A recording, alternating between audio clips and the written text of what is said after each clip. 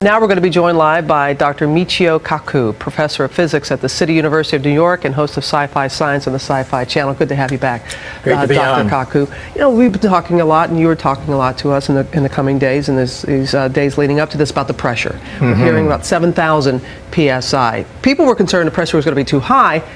7,000 could be higher.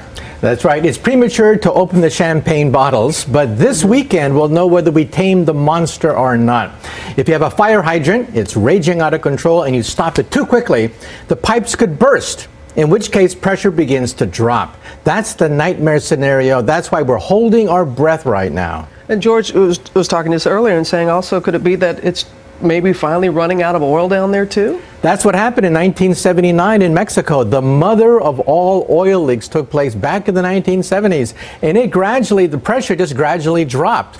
But they also used a relief well. That's the gold standard. You simply choke it from the bottom, cap it from the top, a 1-2 punch. Cap it from the top, choke the bottom. 48 hours. We keep hearing about this crucial time period. What exactly will they be monitoring and looking for? They'll be looking for any abrupt drops in pressure. That's the danger sign, because it means you've ruptured a pipe someplace. Remember that when the explosion took place, it caused unknown damage to the pipe. We don't know the situation with regards to that pipe.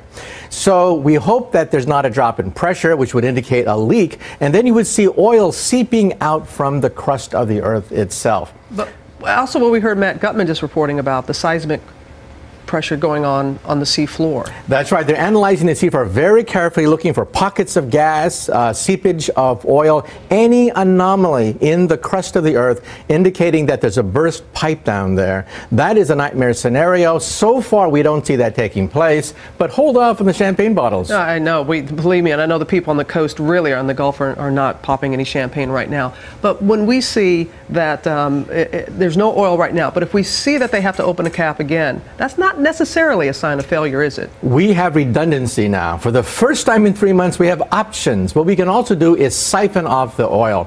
So at some point, we may actually open up the valves, actually release some oil, and siphon off the rest. And remember, by the end of the month, that's when we have the relief wells in place. But remember, even then, it's a lottery getting the relief wells to hit that pipe on the first try. It may take weeks before we get that worked out. And one line on the earthquakes in D.C.?